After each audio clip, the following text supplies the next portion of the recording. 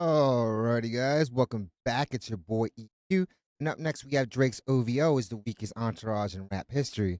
Shout out to Geek About It for the video. And what could we all expect from the duck lip selfie king, passive aggressive Karen that has been cosplaying as a mob boss since at least 2015? Sending purple demon emojis and passive aggressive DMs to your favorite politicians and rappers at 2 a.m. Sometimes actors can play a role for so long that they start to believe that they are that role. Having top five as one of your top five goons is not going to make too many people take y'all seriously. The ultimate crash test dummy that just keeps failing every intelligence test known to man. And Baca, well, we all know he's got a very weird case. But all jokes aside, I don't think anyone has ever thought of the OVO entourage and thought, man, those guys are tough. Behind the scenes, who knows, because anything is possible, but that's definitely not the perception that people have publicly. But enough dilly-dallying, let's jump right into the video, where we have Drake's OVO is the weakest entourage in rap history. And the cult of the OVOites are going to be very mad that this guy is calling their entourage weak. And also, guys, a very big thank you because we just eclipsed 8,000 subs. Honestly, I am so grateful for all your love and support. So I definitely want to give a very big shout out to all the supporters. Guys, this channel has grown way faster than I would have thought. I haven't been making content really that long. So I definitely want to send a very big shout out to all you guys because you guys are always adding so much to the dialogues. He raps about them pulling up, sliding, handling things. To hear him tell it, you think he's running a mob. But when you start looking at who actually gets targeted in these situations, you notice it's him. I mean, his house has been like the scene of the crime multitude of times already. That Drake and OVO have a history of targeting easy victims. Recently, academics revealed a conversation he had with Kendrick Lamar's manager, where he shared that Drake had been sending him threats when the beef started. He says, you should have heard this nigga Drake, what he was saying to us before we whipped his ass. This is what he told me. He confirms to me, Drake was sending me voice notes talking crazy, like he's a mob boss. It's the same thing he did with Kanye. That's what makes that case just that much more flimsy. The fact that I'm pretty sure Dave Free is smart enough to keep all that type of correspondence, because it's going to be the perfect time to release that, because how can you claim you're scared of these guys when you're the one putting out these threats? Sliding into his messages with threats and purple demon emojis, acting like a mob boss, but only to people who clearly aren't about that life. Even 40 other old people send threats to Cypher Sounds, a radio host and comedian. So I'm in Toronto, I get a DM from 40. I knew you never liked us. It's on site. When I see you, I'm gonna smack you in the mouth. This man said it's on site when he...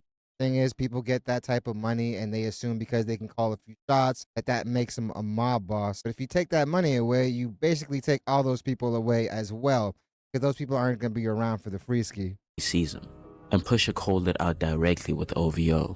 Why are you all the way over there dissing Kanye when the issue is with me? Listen, the shots thrown at Ye after the fact is a W for me. Why are you way over there? They get mad about a beat and then send you purple demon emojis. And it's like what I was saying earlier, it's like, I don't play like that. I'm not a gangster like that. What I'm saying is, he never claimed to be a gangster either, obviously. But again, Drake is just targeting people that he think he can son. When he and Vic Mensa exchanged a few subliminals on songs, instead of keeping a rap, he started to call around to Vic's people, trying to press and threaten them. He even had his goons get up on Vic Mensa's assistant in the club. He made some disses, you know what I mean? Like he always does, subliminal thing. Said something in a rap too about him. And then he start blowing up phone lines and like, you know what I mean, being extra pressed, like just like being real mad. And I'm like, yo, like honestly, this is just rap. He was reaching out to other people, but not to you directly. No, not my phone. Having people press my, like my assistant. I'm like, come on. Fam, the assistant. Obviously, that's just an employee. At the end of the day, those type of people should be kept out of stuff like this. Those people are just doing their job. But this just shows that Drake has been on this type of timing for a long time now. And I clearly remember this interview because this is the interview that he pressed Big Ack. That's corny. Y'all pressing like my little white redhead assistant at the club. A bunch of like strong Canadian niggas. The reason he ignores Vic and others like him is because these are people that actually know the streets and they have serious people that ride with them. These dudes who are actually from the streets don't take Drake seriously because they see him as harmless. Just where I'm from, man, bro, for real, it ain't never personal. It's always rap shit, because I don't believe nothing. I see these niggas, I see everybody. Actors. Drake was so nice to me when I met him, too. And then I was like, this is a because obviously they're not going to have that energy in person because you're liable to go and confront them about it. But behind some anonymous digital screen, they feel a little more untouchable. Great guy. He's super nice every time. He was so nice when I met him. Don't be fooled by Vic's eclectic style and bold fashion choices. He's from Chicago. And honestly, I think that's why the industry did not back Drake up at all, other than like one or two people. Probably acted this way with tons of other people, and while you're hot, and that Drake feature still guarantees that the song is going to be a hit, which hasn't been the case this past year and a half.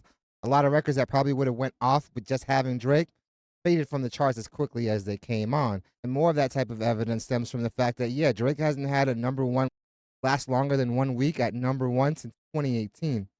And he has a long, troubled history with violence and gang activity. The kind of life Drake raps about, even though he has never lived it. When we was about 17, a couple people got stabbed, Rod got stabbed, Ugly Eddie got stabbed, but everybody just like kind of like they held him as because they didn't know what to do, you know? So much of what I experienced growing up kind of looks like Ryan Leslie there. Led me towards a very violent personality. This is what I adopted as being my value as a man. When people like Kendrick, Pusha, and Vic were teenagers, they were dealing with their brothers and friends losing their lives. Drake was on a TV set as a teenager. These people have had many unpleasant run-ins with the law and the police. When Drake got arrested in Sweden, he had someone filming it, like it was a moment he could finally add to his rap sheet. It's a marketing play. And guys, usually the most gangster dudes aren't going around and broadcasting how gangster they are. Why? Because they're doing gangster things that can lead them behind bars. Drake has just been cosplaying as a gangster, and he's been doing it for so long that he believes that the world forgot who he truly is. Or maybe he forgot who he truly is. It felt performative, like someone who's never lived that life but wants to borrow it. And deep down, I think he knows it. That's why he focuses his energy on people who can't do anything to him. It's become increasingly hard for me to listen to Mob Ties Drake. He behaves like a mafia general for putting green lights on people like Charlemagne. And two of the biggest security guards I ever seen in my life. They were doing for security for G-Eazy. Them brothers came up to me and said, hey, man, you know we had a green light on you for years.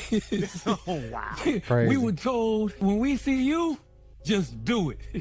That sounds like something Drake would say. All bills will be paid. And I tell you that these motherfuckers were huge. They told me who it was from and everything. Wow. Who? He not like us. He not like us. He's constantly going at Pharrell, a person who clearly wants nothing to do with any of this tough shit. He tries to bully people like Fantano, Alex Ohanian, Anthony Saleh, and even Anna Wintour, a 75-year-old woman. During his tour, Drake mocked her by projecting a distorted, almost evil caricature of her on the big screen. Guy's enemy list is some nasty work, man. For context, Anna Wintour is the longtime editor-in-chief of Vogue. Drake had previously created a fake Vogue cover to promote his joint album with 21 Savage, a move that quickly led to a cease and desist and a lawsuit from the magazine, which makes sense given he used their brand without permission. But taking shots at a 75-year-old woman over... I've noticed that he does that a lot. He's done it on a few album covers. He just does it because he thinks he's going to get away with it. And sometimes he'll ask, but he'll still do it anyway. Just ask Halle Berry. Guy's proven for a while he doesn't have the utmost integrity. That's a strange new law. He brags about his crew putting their hands on people like Drum, Detail, and Ian Connor. Drum is an R&B singer, Detail a producer, and Ian is a scrawny 5'4" fashion designer. Now let's look at what has happened. He ended Drum, which is sad because the dude definitely had some talent. Drake just bit his sound. Drum actually wanted to confront him about it. Obviously, we all know what happened. With the people who could pose a real threat. Drake told LeBron that Pusha T was going to get punched in the face. Well, after that interview, Pusha went to Toronto and nothing happened to him. In Pusha's own words, not even a pinky nail was ever laid on him. All that he was attacked with was beer. Baka then said he couldn't find the venue that Pusha was performing at. And that was the reason Pusha didn't get touched. And then he also said, quick Google search or a search up on Ticketmaster and you'll find it out very quickly. The call to cancel the hits. So which one is it? Either way, Pusha walked free. Nothing has been done to him. It definitely looks like he has halitosis. And the beef is still live. His goons have resorted to clowning on the internet. Like when Pusha flinched and jumped back when Wale surprised him on stage. Chubbs commented on that post calling him Jumpman. That's the retaliation. And of course with Kendrick, Drake's people were threatening to have something done. And Chubbs really can't say much because when he and Drake were at that game, Drake was trying to stare down DeRozan. Chubbs was looking every which way but at DeRozan. When he went to Toronto. And of course, nothing happened. They found themselves courtside, hurling insults at DeMar DeRozan, but they didn't do anything else. Unfortunately, we're playing this goof tonight, but it is what it is, you know what I mean?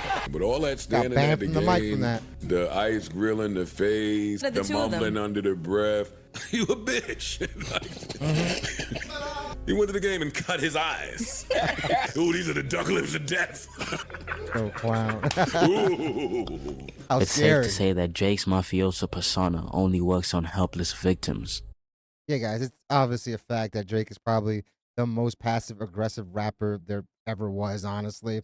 And he's still doing it to this day. That new record he dropped with Central C, testament to that. The dude is still trying to reignite this beef, still trying to throw subliminals after he was thoroughly dismantled last year.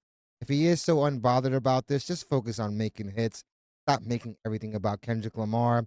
Crazy when the cults of the OVOites go out and try to claim that it's Kendrick that's trying to use Drake's name to be successful, to get attention, which is honestly erroneous when you think of the fact that Kendrick Lamar has been a premier act, not just rapper, for like 15 years now. Not just critical acclaim, but a very huge commercial success. I don't think they're really intimidating anybody other than people that have no way of defending themselves. I mean, the guy is throwing shots at LeBron James and aiming a whole rap diss at him when he knows very well LeBron James can't rap back at him. But again, guys, I'm going to reiterate, when you have been playing a role for this long, a lot of times these people start to believe that's who they truly are. I mean, look at your favorite method actors, man. Look at Heath Ledger. Playing that role obviously messed him up, and he's not the only one that has gone through something like that.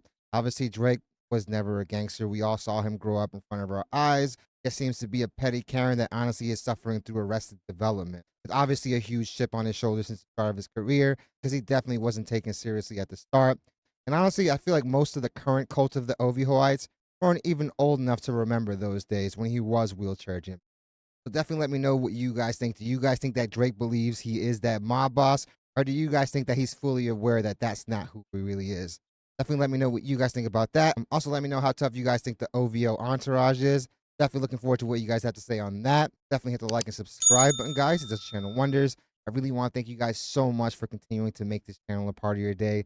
It honestly means the world to me, and all the love and support that you guys continue to show this channel on a daily is honestly overwhelming and probably the biggest reason why I make these videos. So I really want to let you guys know how grateful I am for all of it. Definitely a very big shout out to all those that have been joining the YouTube memberships. Small way to support the channel, but definitely goes a very long way in helping out. And also a very big super thank you to all those that have been sending super thanks. Because again, guys, it goes so far in helping the channel out. So I'm definitely looking forward to what you guys have to say on this. Hope you guys love this video, and I hope to see you guys soon. Chubbs, we all remember how you was acting courtside.